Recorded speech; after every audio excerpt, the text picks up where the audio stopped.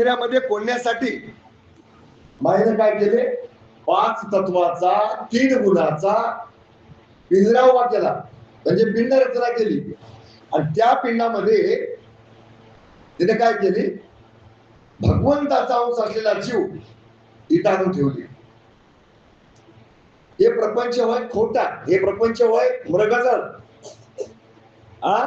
आणि हे मृगजळाची रचना मायेने केली. कोणाकडून केली? विश्वरूपाच्या कडून करून घेतली. आणि हे आपल्याला मृगजळ होय वाटणं आलं. आपल्याला काय वाटलंय? आता ज्याचं त्याला घर व्यवहार कुटुंब देणं घेणं, जे जे काही डोळ्याला दिसत ते साच होय वाटायलंय, सत्य वाटायलंय, खरं होय वाटायलंय. आभासाचा भास व्हायला. आणि याच्यातून काढण्याकरता देवानं ही सगळी माहिती सांगितल्यावर यदुराजाला एकच प्रमाण सांगितलं याच्यातून निघण्याकरता. त्याने महाराजांना सांगितलं की जो माझ्या स्मरणी लागला तो या रहाटातून सुटला. मी सनिदासेत याला माझा भक्त म्हणून या.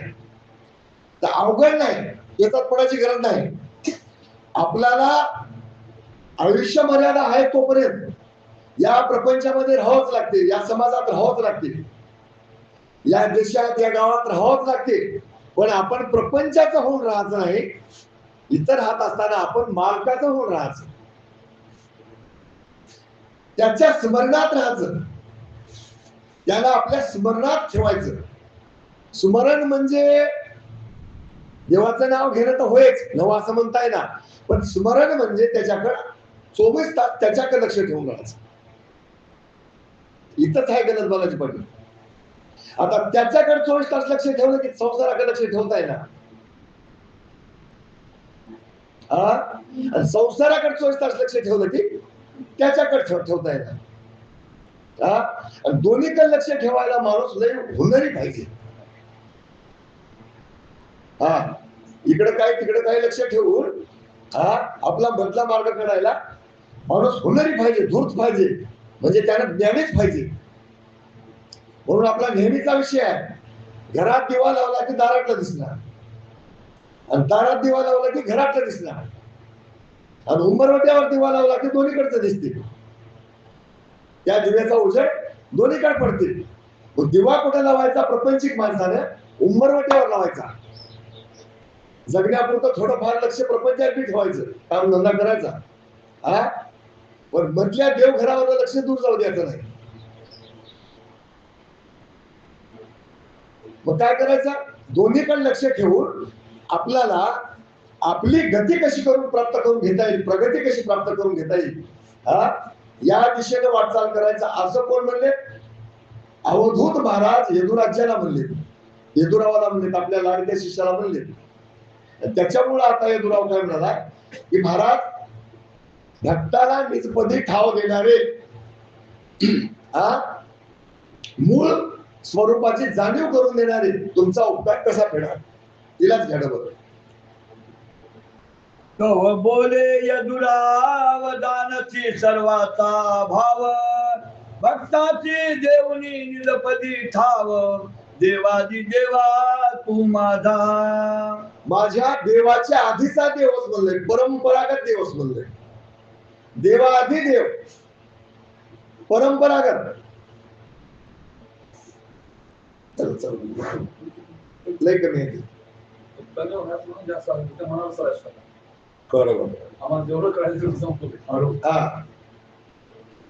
मग यदुराजा म्हणाला की बाबा माझा देवाच्या आधीचा देव असतो आणि भक्ताला निज पदाचा ठाव देणारा,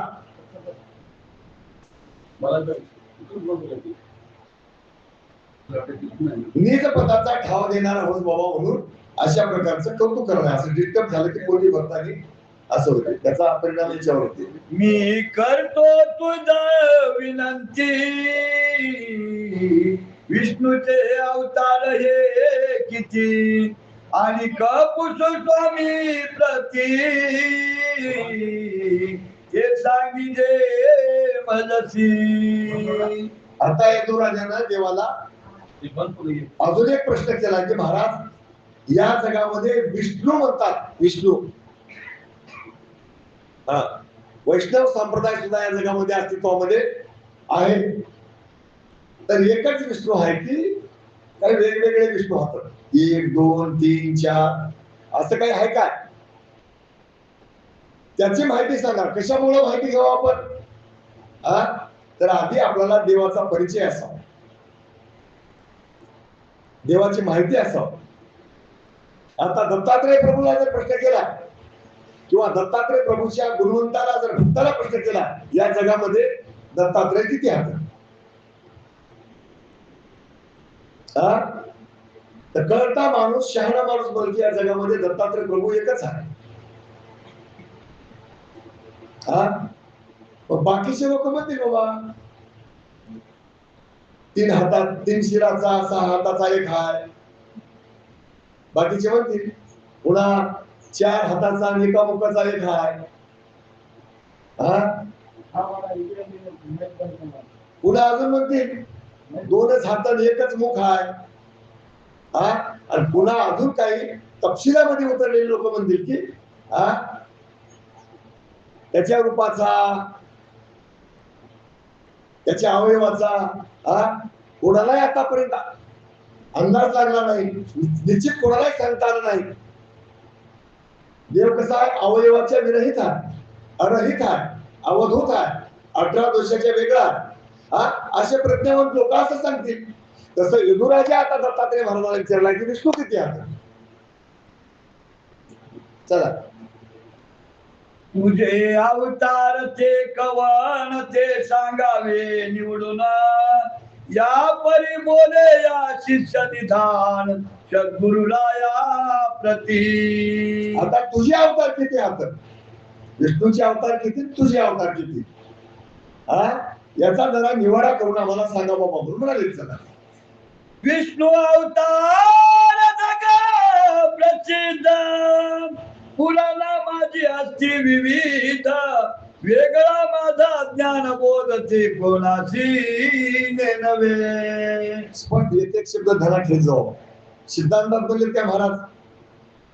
महाराज कुठं म्हणले? पुराणात म्हणले. पुराणामध्ये वेगवेगळे विष्णूचे अवतार आता बाबा म्हणले, जग प्रसिद्ध आता म्हणले, त्याला हुडकावं लागणार म्हणजे. त्यांच्या वेगळा आहे आमच्या स्वरूपाच्या ज्ञानाचा बोध, माझ्या अवताराचा बोध ते वेगळा आहे म्हणजे. आणि ते वेगळा बोध माझ्या भक्ताला कळते, बाकीच्या लोकांना माहित नाही असं म्हणून सांगायचं.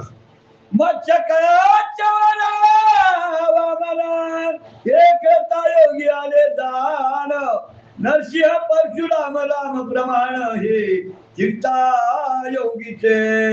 मच्छे, कच्छे आणि वराह हे 3 अवतार आले त्रेतायुगात. राम, परशुराम आणि वामन, नरसिंह हे 3 अवतार आले त्रेतायुगात. आणि हे आपला अवतार आहे ते चतुर्युगी अवतार आहे, एकच. 4 युगामध्ये एकच अवतार बदलणारा नव्ह. युगाचं नाव बदलल्याप्रमाणे अवताराचं थोडेफार नाव बदललंय, पण अवतार एकच, एकाच पदावरला अवतार, एकाच पदावरला. आणि त्या अवताराचं पद म्हणजे शुद्ध लक्षण पद. शुद्ध लक्षण पदावरला देव एकच. आता हे अवतार कुठून कुठून आले याची माहिती घ्यायची असेल तर सप्तकर्णामध्ये बघावं लागते. काही वेद विद्येचे, काही अध्यात्म विद्येचे, आणि काही ब्रह्मविद्येचे, काही चैतन्याचे. असे प्रसिद्ध आता म्हणजे जगामध्ये पुराणामध्ये त्याची माहिती. हे 6 अवतार 2 युगामध्ये आले, त्रेतायुगामध्ये आणि त्रेतायुगामध्ये. मच्छे, कच्छे, वरा, राम, परशुराम, नरसिंह असे 6 अवतार 2 युगामध्ये आले. कोणते अवतार आले? हे विष्णूचे अवतार होते असं महाराज सांगायला. चला, द्वापारी दीर्घ रूप अवतार ते ठाऊक नाही कवनासी साचार, कलियोगी बोध कलंकी निर्धार, ऐशे धावतार धानी जय. महाराजांचं म्हणणं आहे की द्वापार युगामध्ये थोडं दूर करा. तुमचं माईक थोडं दूर करा. हा, तर महाराजांचं म्हणणं आहे की बाबा द्वापार युगामध्ये जे 8वा अवतार आलाय बरं का, तर ते अवतार या 10 अवतारामध्ये त्याचा नंबर नाही, अशी परज्ञानाची माहिती आहे.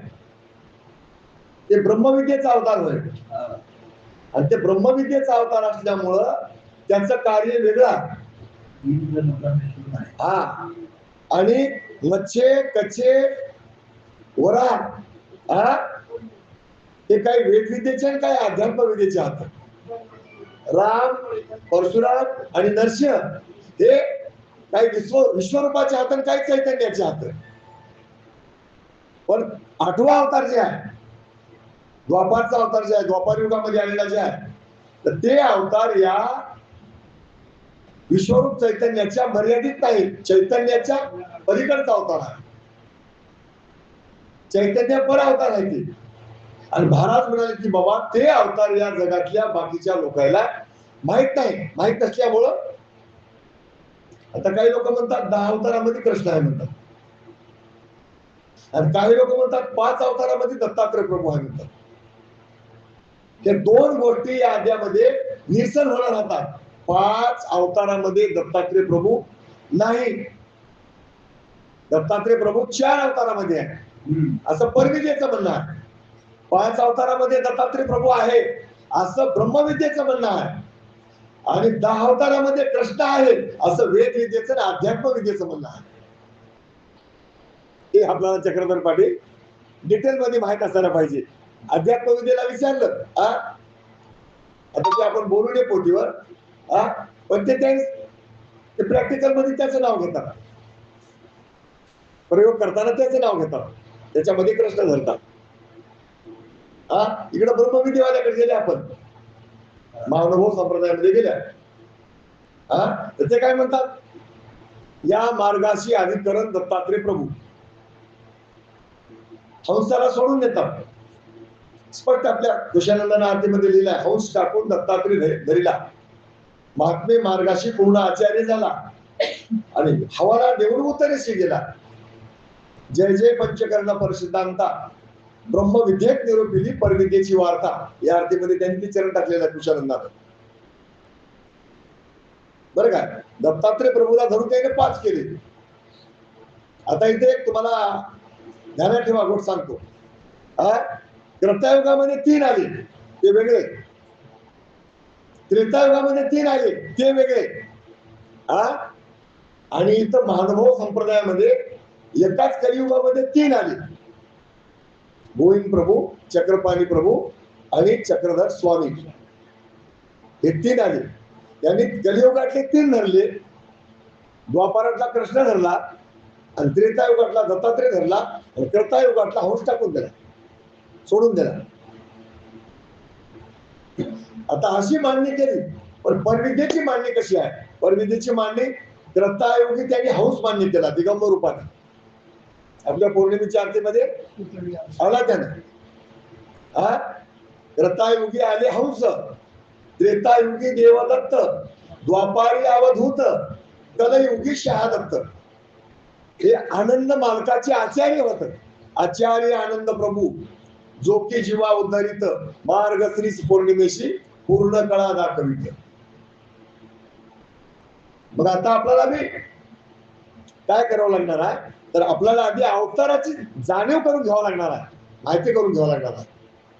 आपल्याला त्याचा नीट परिचय झाल्याशिवाय आपल्याला त्याची भक्ती करता येणार. म्हणून यदुराजाने ते प्रश्न विचारला, आणि दत्तात्रय महाराज यदुराजाला सांगाले. यदुराजाला सांगाले म्हणजे दत्तात्रय महाराज सार विचाराच्या माध्यमातून आपल्याला सांगाले. चला, याची चरित्र सांगता तरी विस्तार पावेल कथा. हे दैत्य निमित्त अवतार घेता, परिमोक्षाची वाट कळे नकळे. बरोबर बाबा, याचं चरित्र सांगायला गेलं तर या चरित्राचाच ग्रंथ मोठा होईल. राहू दे हलू नको, नाही तू काय करत असतील अजून बंद पडत. पाणी घ्या. याचं चरित्र सांगायला गेलं तर या चरित्राचा ग्रंथ मोठा होईल, विस्तारित होईल. हा, आणि चरित्राचीच बॉडी मोठे होऊन जाईल. महाराज काय म्हणाले की बाबा संकलित म्हणजे तुला थोडक्यामध्ये सांगितलं. तर या वेगळे आमच्या ज्ञानाचा बोध अजून लई जणाला माहित नाही असं सांगायला त्याचं डिस्टर्ब करण्यात वय गेली सुरू.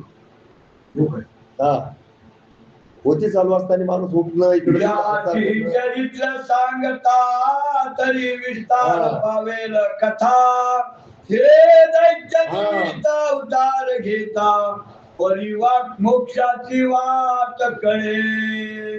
आता न कळे म्हणून म्हणल्यावर मी कळे म्हणावं. तुम्ही काय होय म्हणता मी काय म्हणू नाही. आता पुसल्यावर बरोबर ह म्हणल्यावर बी अजून न कळे म्हणावं की नाही. मी म्हणलो तुम्ही असं केलं मला वाटतं ते पहिलं म्हणजे नसल म्हणून मला एवढं घाबरायची गरज नाही. तुम्ही असं असं म्हणले मी हो म्हणला तिला वाचवा. आता न करून नाही तर प्रेम घ्या कोणापाशी असेल तर तिथे न देवा. या जे चरित्र सांगता तरी विस्तार पावेल कथा, हे दैत्य निमित्त अवतार घेता परिणवाट मोक्षाची कळे. आता काय म्हणाले, हे दैत्याच्या निमित्ताने अवताराला आले. दैत्याच्या निमित्ताने अवताराला आले म्हणजे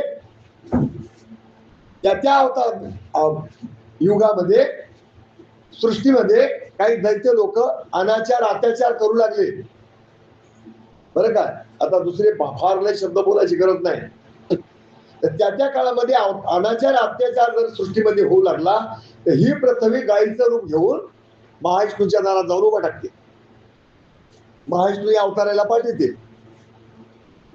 बरं काय, कधी गरज पडली तर त्यानं सुद्धा अवताराला येते महाविष्णू. या पृथ्वीवर जर पापाचा ओझ झालं, ओझ होऊ लागलं,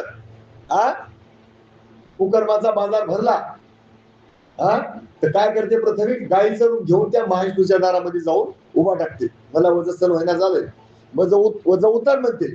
आता वज उतरायचं म्हणजे काय करावं लागते, त्या अवताराला त्या अवतार घेऊन त्याला काय करावं लागते, त्या दैत्याचा क्षय करावा लागते. दत्तात्रय महाराजांचा अवतार चतुर्युगी अवतार, अनंतयुगी अवतार तसा नाही. दत्तात्रय महाराज अवतार घेतात पण जीवाच्या उद्धारासाठी घेतात.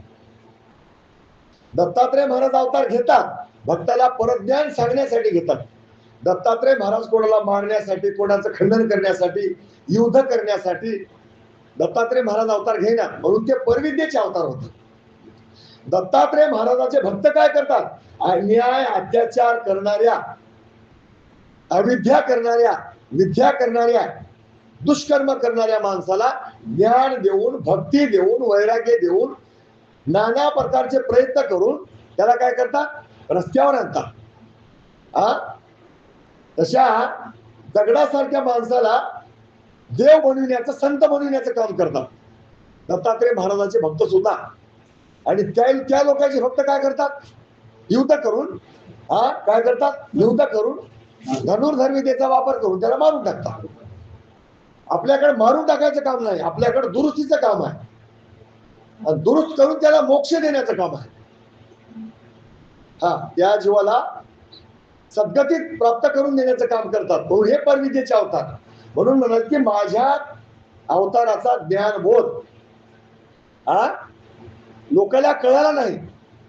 कोणाला सांगाले, येतुराजाला सांगाले. चला, हे अवतार कार्याकारण युगानुयुगी करती अवतारणा, याची न कळे निर्गुण खून माझे करते वाचोनी. आता हे अवतार होत, कुठले अवतार होत,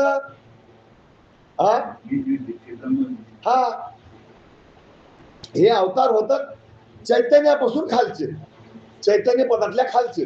सोपं करून सांगायचं म्हणजे विश्वरूपाच्या पोटातले हे अवतार कुठले होतात, विश्वरूपाच्या पोटातले. आणि महाराज कुठले होत, महाराज होत कैवल्याचे, महाराज होत निरालंबाचे, महाराज होत शुद्ध लक्षण पदाचे. आता सोपं करून सांगायचं म्हणजे हे अवतार होत प्रवृत्तीचे आणि महाराज होत निवृत्तीच्या देशातले. म्हणून महाराज सांगायले की बाबा हे दैत्याच्या निमित्ताने अवतार घेतात. अवतार घेऊन त्याचं कार्य कोणाला मारायचं ते ठरलेला राहते दैत्याचा. त्याच्यासोबत युद्ध करतात आणि त्याला पराभूत करून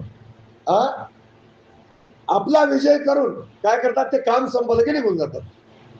म्हणून एका युगामध्ये किती अवतार आले? त्रेतायुगामध्ये 3 आले, त्रेतायुगामध्ये 3 आले आणि द्वापारामध्ये एकच अवतार आला. द्वापारामध्ये एकच अवतार आला. कोणता? ते ब्रह्मविद्येचा कृष्ण अवतार. विष्णू, महाविष्णू आणि माया. हे द्वापारामध्ये आला. 19व्या पदावरला होता श्रीकृष्णाचा. आणि ते म्हणाले की बाबा इतराला त्याच्याबद्दल माहिती नाही, तुला माहिती सांगतो म्हणून म्हणाले चला. ब्रह्मा विष्णू आणि हार करती सृष्टीचा व्यापार, उताव रक्षण संहार, परिपा माझा पार नेनती. हे विश्वरूपाच्या पोटातले अवतार होतं. ब्रह्मदेव, विष्णुदेव, महादेव हे सृष्टीचा व्यापार करतात. फक्त हे सृष्टीचा व्यापार करतात. हे जीवाचं उद्धरण करू शकत नाही, उद्धार करू शकत नाही. काय करतात? उद्भव करते ब्रह्मदेव, पालन करते विष्णू आणि संहार करते महेश. बरं काय? पण हे जीवाचा उद्धार करू शकत नाही. हे परविद्येचे अवतार नव्हत. आणि माझ्या अवताराची माव, माझ्या अवताराचं महत्व या तिघालाही माहित नाही असं यदुराजाला दत्तात्रय महाराज सांगाले.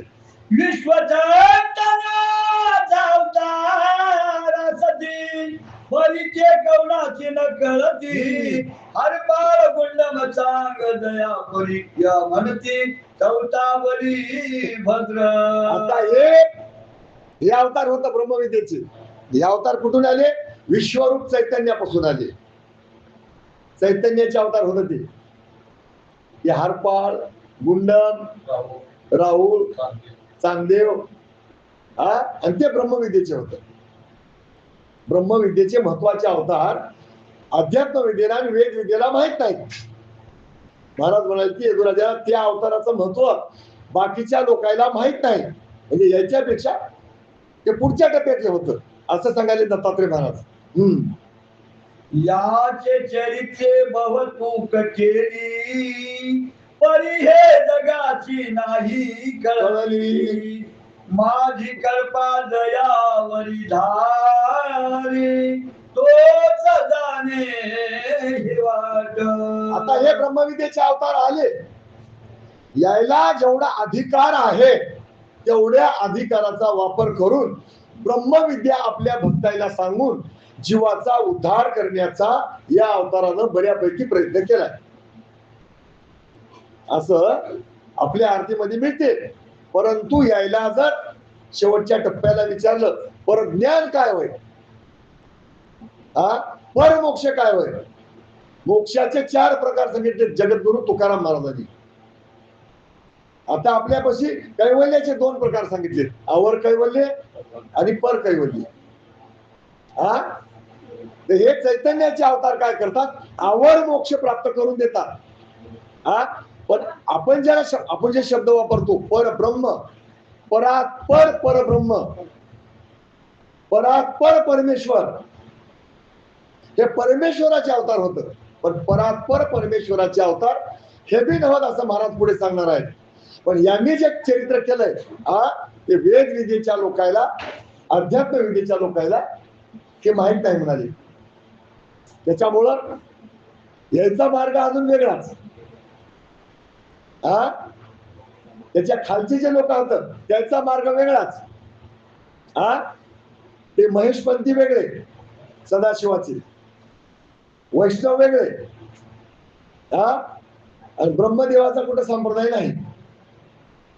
ब्रह्मदेवाचे कुठं तरी आहे म्हणून, कोणते म्हणलं ब्रह्मदेवाचं मंदिर आहे म्हणून एक कुठं आहे ते आपल्याला माहित नाही. पण गावोगाव ब्रह्मदेवाचे मंदिर नाही. ब्रह्मदेवाचा कुठं जपही नाही.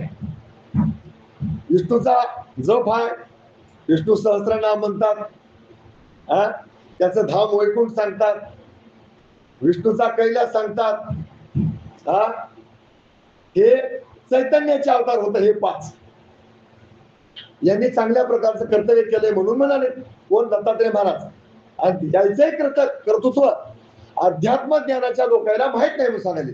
हे परमेश्वर अवतार म्हणविती, परिविश्व रूपाचे पोटी असती, याचे भक्ती भावाराधिती,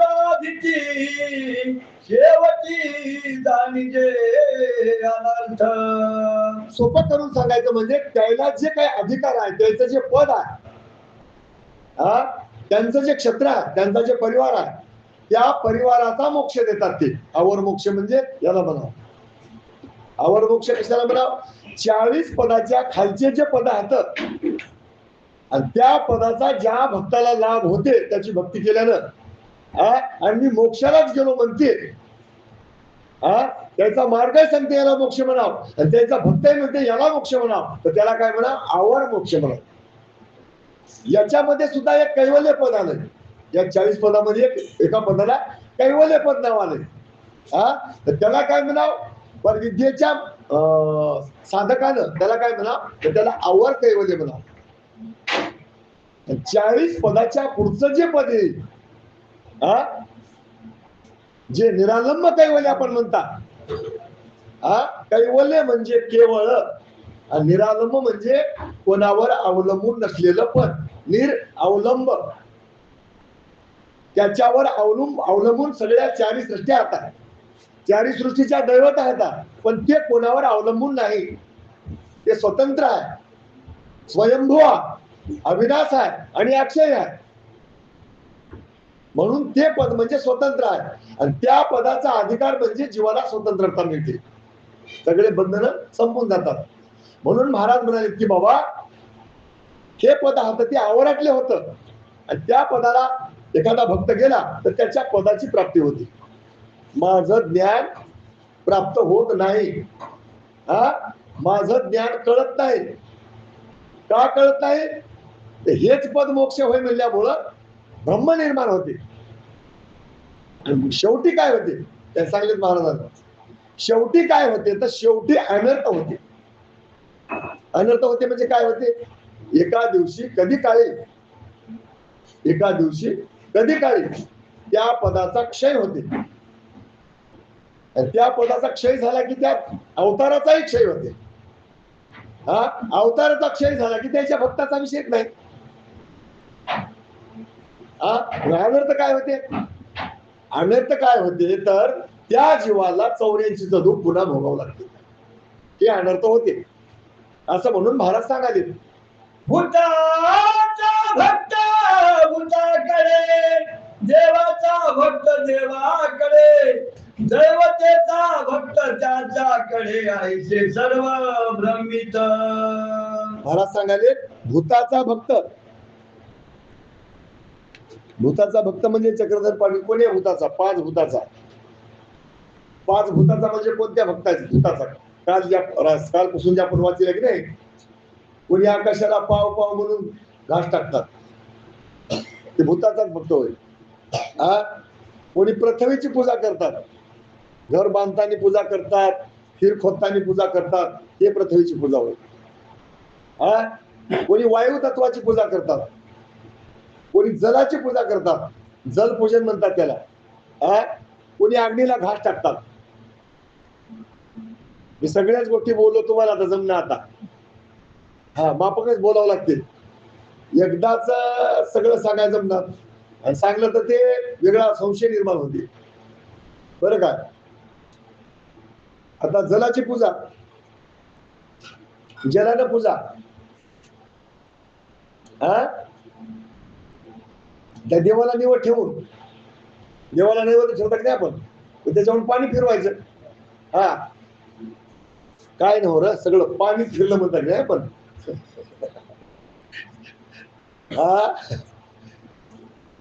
आता ते उगाच आहे बघा, काय नाही आता ते. ते करायचं, त्या अग्नीला घास टाकायचा. असे हे भूत, कोणाची पूजा होईल? भूताचा. भूताचा भक्त भूताकडे. आता याच्या वेगळ्या हाता, हा भूताचा भक्त भूताकडे, अजून कोण राहिलं? दैवतेचा भक्त दैवतेकडे. हा नाही, तीन हात वाचवा तिला अजून नाही,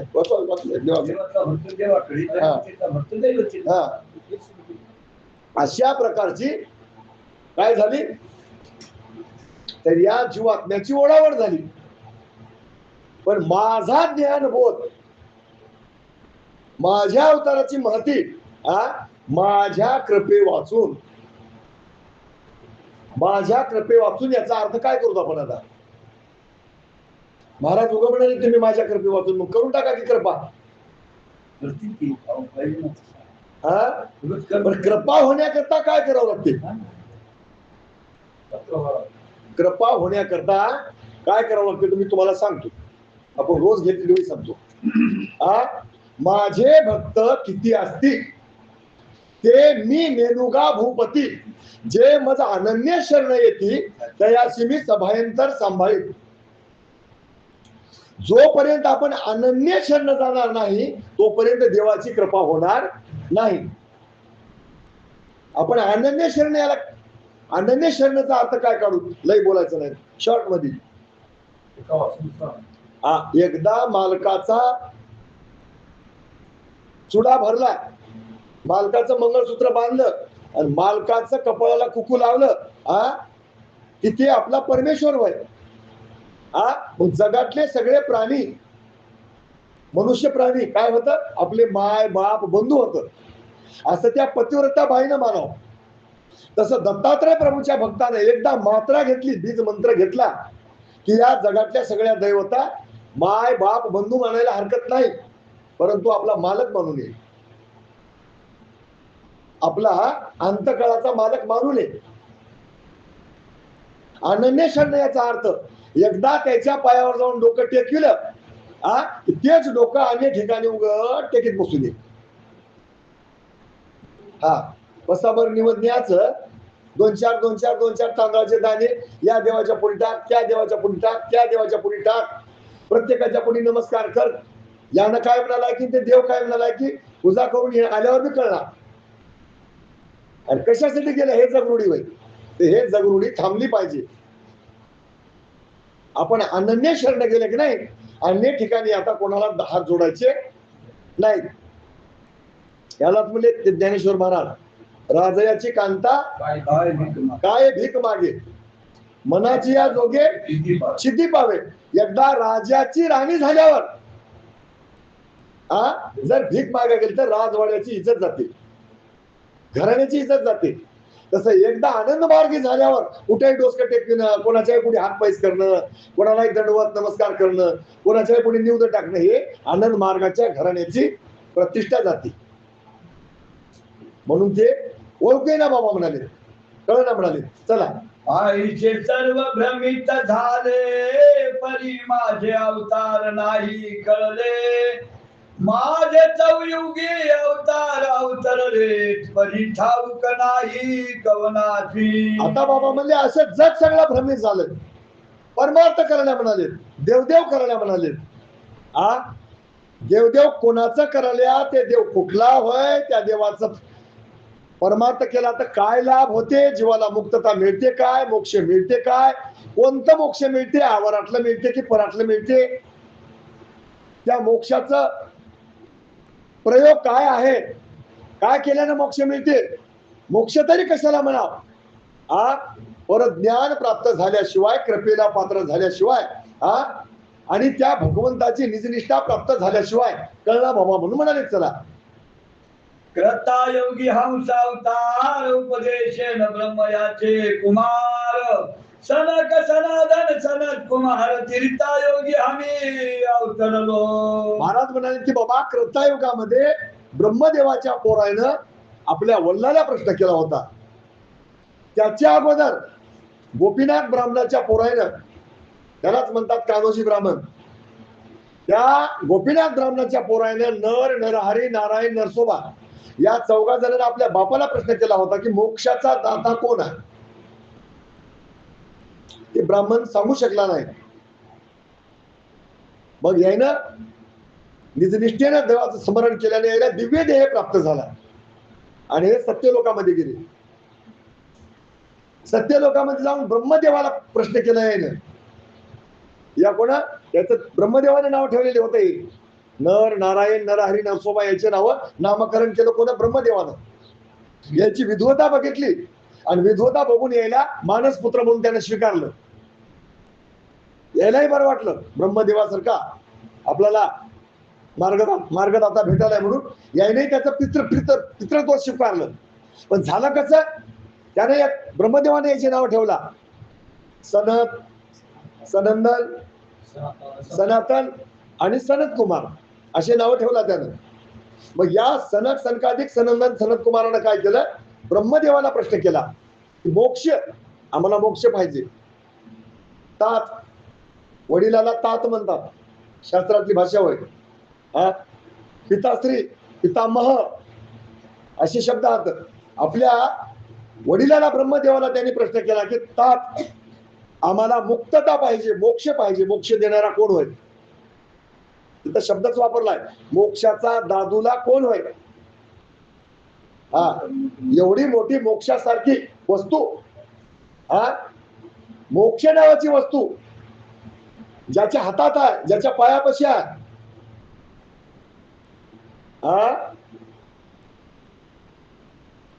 ते दादूला कोण होय. नाथ महाराज म्हणे एका ठिकाणी, कोटी ब्रह्म हत्या टळती करिता दंडवत, लोटांगण घालिता मोक्षे लोळे पायात. धन्य धन्य हो प्रदक्षिणा सद्गुरु रायाची. तिथं म्हणले ज्याच्या पायापाशी मोक्ष आहे, ज्याच्या पायातच मोक्ष आहे, असा मोक्षाचा मार्गदाता कोण होय, असा प्रश्न कोण केला, ब्रह्मदेवाच्या 4 पोरायनं ब्रह्मदेवाला केला. आणि ते ब्रह्मदेवाला त्या सनकादिकाला उपदेश करण्याकरता ब्रह्मदेवानं काय केलं नाही. ब्रह्मदेवाला प्रश्न केल्यावर ब्रह्मदेवानं 33 कोटी देवाची सभा बोलवली. 33 कोटी देवाचा गुरु बृहस्पती त्याला बोलवलं आणि त्या सभेमध्ये ब्रह्मदेवानं प्रश्न उपस्थित केला आपल्या लेकराचा प्रश्न सोडविण्याकरता की बाबा याच्यामध्ये कोणी मोक्ष देणार आहे का.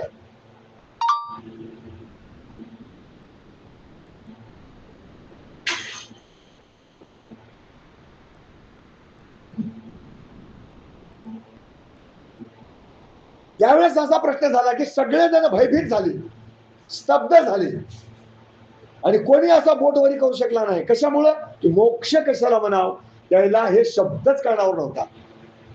मोक्ष शब्द कुठं त्या सत्यलोकामध्ये ब्रह्मदेवाच्या सभेमध्ये मोक्ष कशाला म्हणतात एक माहीतच नव्हती, कल्पनाच नव्हता, कल्पनातीत शब्द होता. मग कोणी मोक्ष मी देऊ शकतो, मोक्ष याला म्हणतात असं म्हणून कोणी उभा टाकू शकला नाही. मग काय झालं, ते अनिर्णित बैठक झाली. ब्रह्मदेव सुद्धा आपल्या लेकराला सांगलं की बाबा या बैठकीमध्ये मोक्षाबद्दल कोणी काही चर्चा करू शकली नाही. आणि ते बैठक काय झाली, अनिर्णित झाली, फेल झाली बैठक ते. आणि ते बैठक फेल झाल्यावर ते 4 जण भाऊ काय केले, कल्पवृक्षाच्या झाडाखाली जाऊन बसले. कुठं बसले, कल्पवृक्षाच्या झाडाखाली. आणि झाडाखाली बसून ध्यान लावलं त्यानं की हे जगद्गुरु महाराज निरंजन रूपा, निर्गुण रूपा, अविनाश रूपा, निराकार रूपा, तू कुठं आहेस की तूच येऊन आम्हाला बोध कर म्हणल्यानं पक्षाचा वेश घेऊन त्या हंसाचा वेश घेतला महाराजानं. कारण का महाराजाला आल्यावर जायचं नव्हतं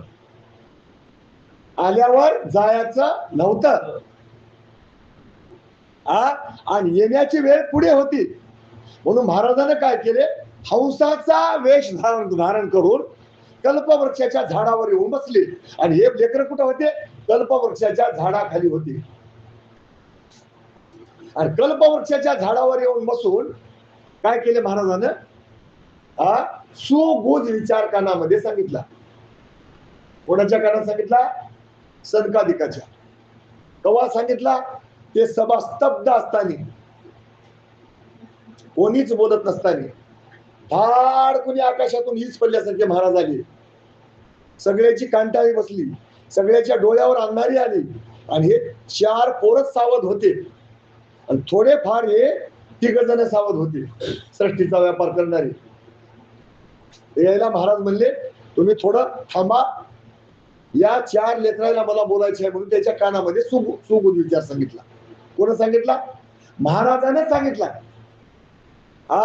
परंतु या संदर्भाचं ज्ञान, या संदर्भाची उकल बाकीच्या शास्त्रामध्ये झालेली नाही.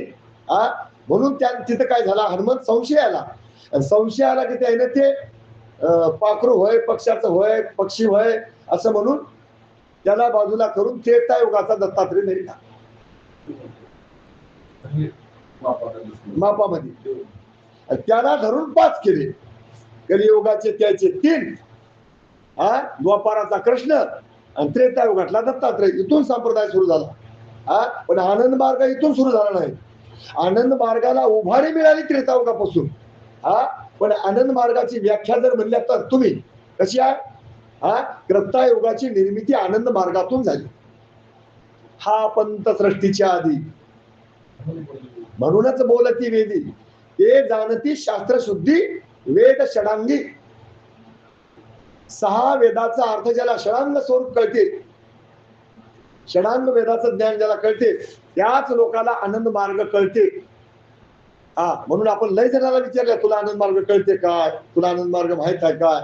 आनंद आनंद देवदत्त आनंद म्हणलं की त्याला मी आनंद मार्गीच वाटले. तसं नव्हते.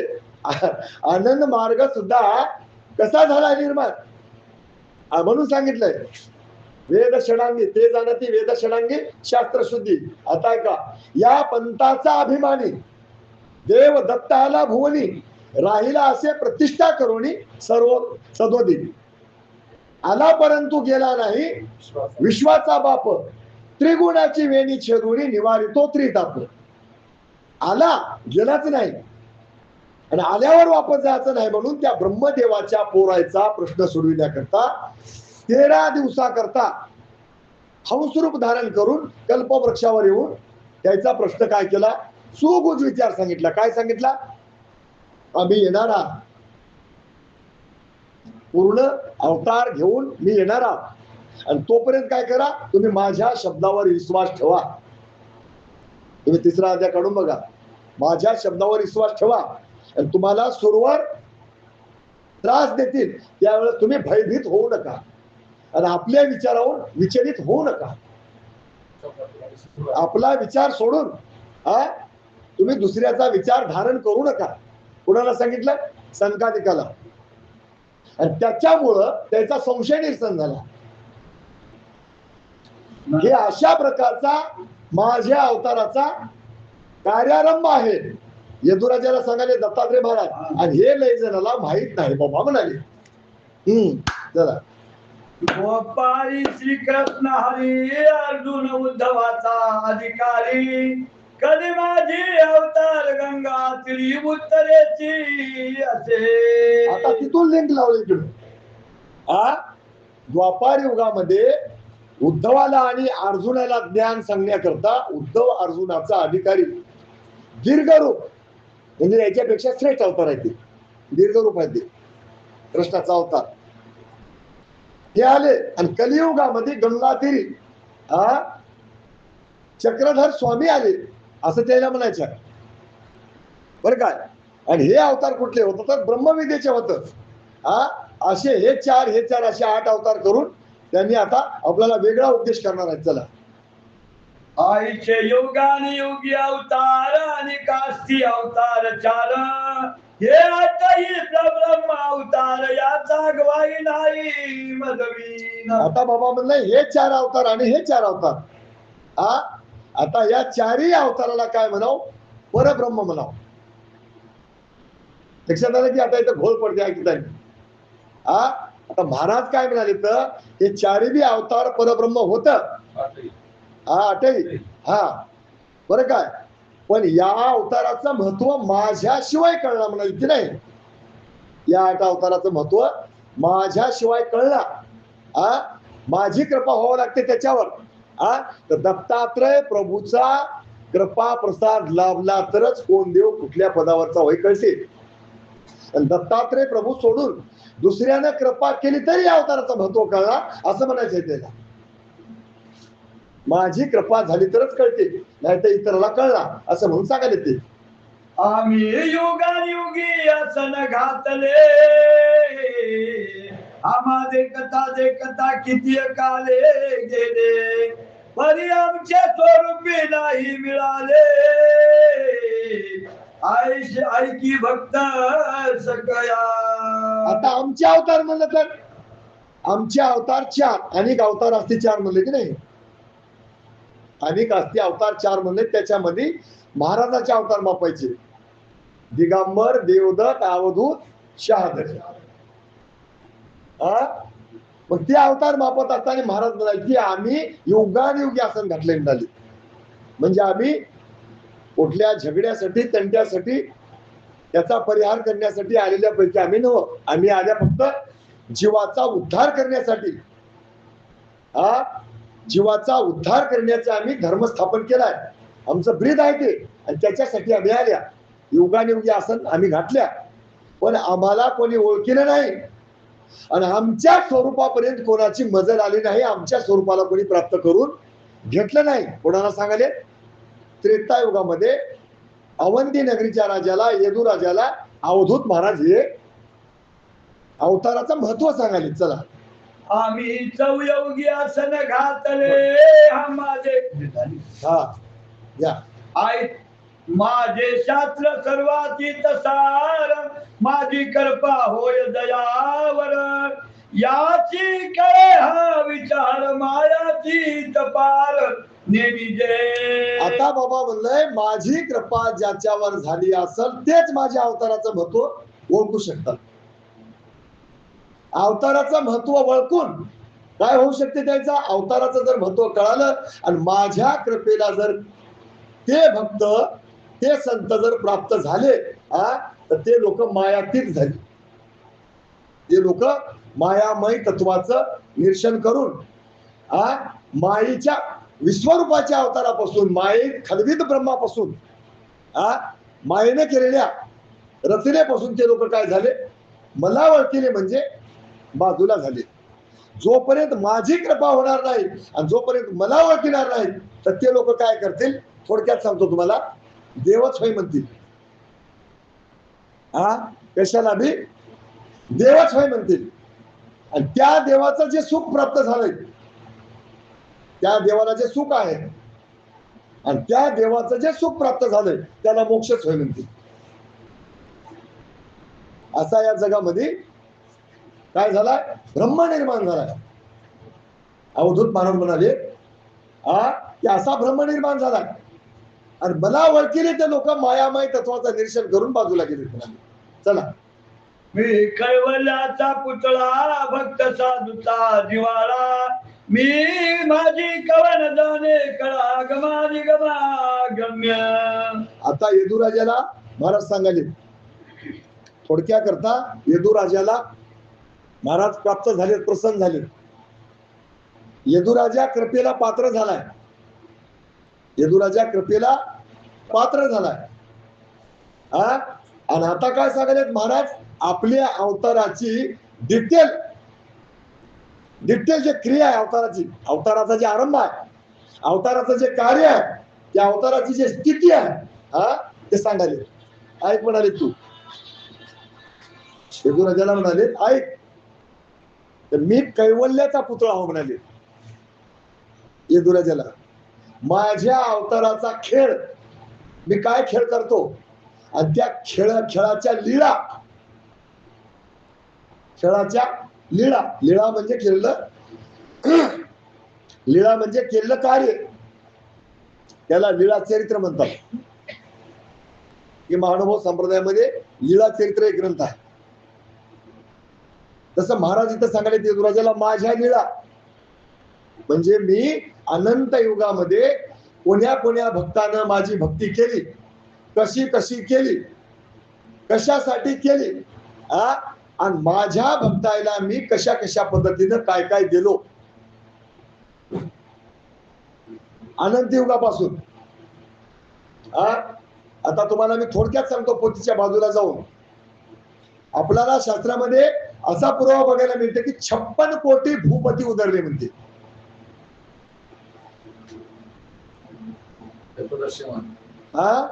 दत्तदर्शनानं. एका ठिकाणी म्हणते 3 कोटी स्वयंभू धरले म्हणते, आणि एका ठिकाणी म्हणते तिथंच म्हणते 56 ब्रह्म मुक्त पावले म्हणते. त्या ठिकाणी म्हणते ब्रह्मा विष्णू रुद्र येते त्रिकाळ दर्शना. बघा